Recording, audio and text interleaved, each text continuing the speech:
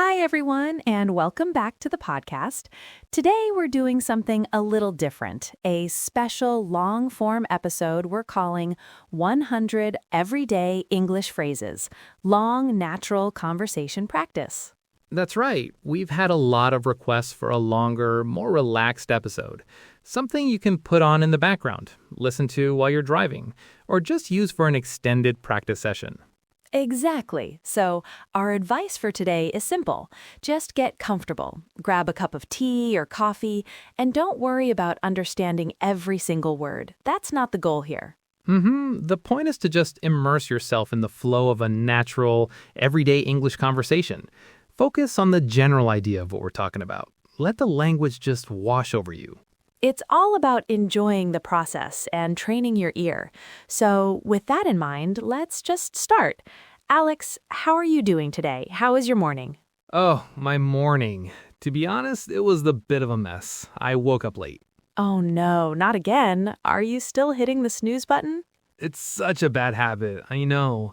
I tell myself every night, tomorrow I'll get up as soon as the alarm goes off. But when the morning comes, it's a different story. I know that feeling. It's so warm and comfortable in bed, and the idea of getting out into the cold is just, ugh. Exactly. And I have this goal to become a morning person.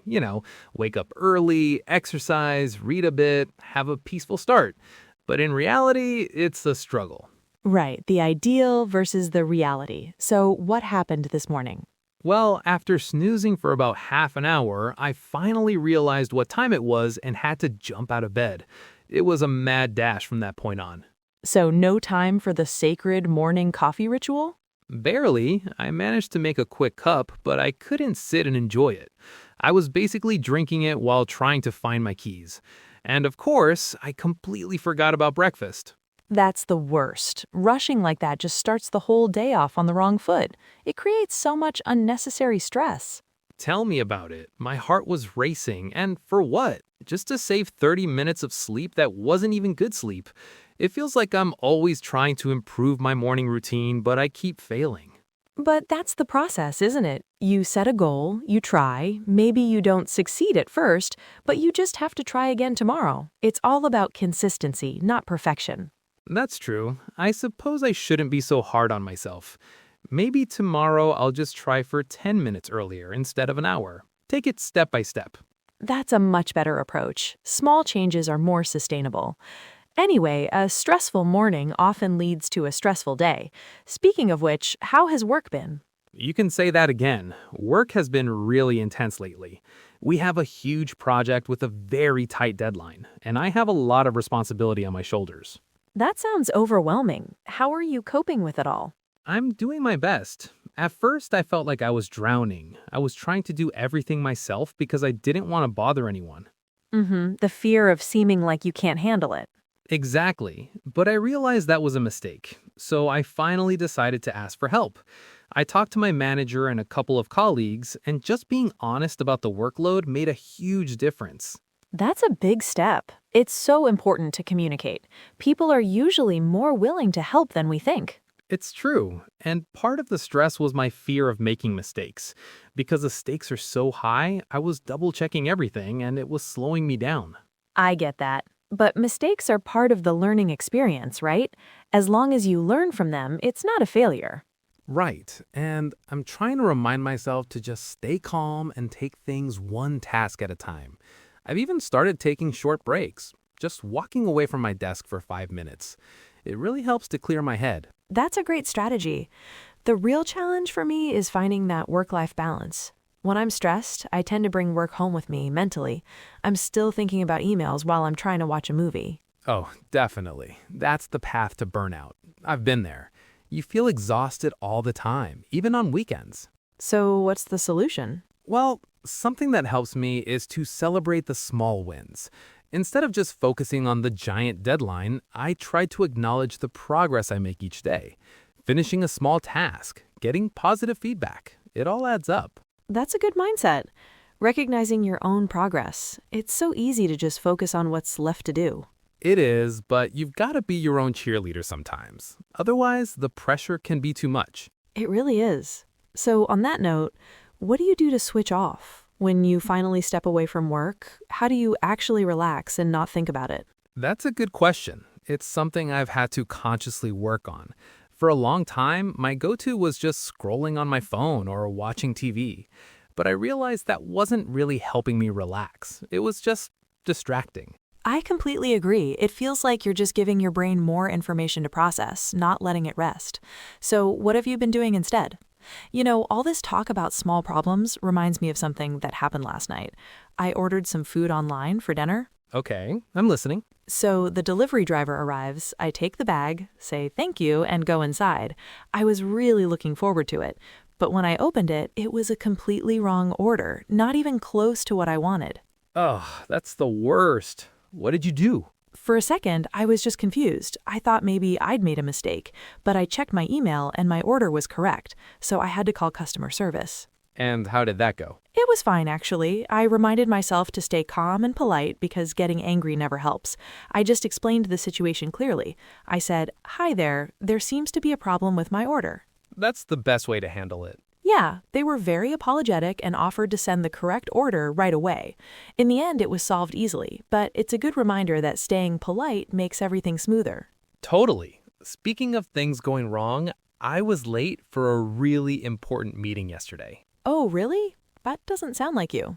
I know, I'm usually very punctual, but the traffic was unbelievable. There was an accident on the main road and everything just stopped. I was stuck in my car, just watching the minutes tick by. That's so stressful. What did you do when you finally got there? I felt so embarrassed walking in 10 minutes late, but I just quickly apologized to everyone, said, "So sorry I'm late, the traffic was terrible," and then found my seat and focused on the meeting. And was it okay? Yeah, nobody made a big deal about it. It happens. The key was to just acknowledge it, apologize sincerely, and then move on without making more of a disruption. That's true. Sometimes the most awkward situations are the ones we create in our own heads, like when you see someone you know and you absolutely cannot remember their name. Ugh, I dread that. It's the worst. Your brain just goes completely blank. It happened to me at a party last month. I was talking to a guy for 5 minutes, and I knew I'd met him before, but his name was just gone. What did you do? Did you just avoid saying his name? I tried that for a bit, but it felt so awkward. So eventually I just had to be honest. I laughed and said, "I'm so sorry. I'm having a complete mental block. Please tell me your name again." And he was okay with it? He laughed too and said it happens to him all the time. It completely broke the tension. Sometimes just being honest and laughing it off is the best solution. You know, all these situations, making mistakes at work, fumbling through an awkward moment, it's a lot like learning a language, isn't it?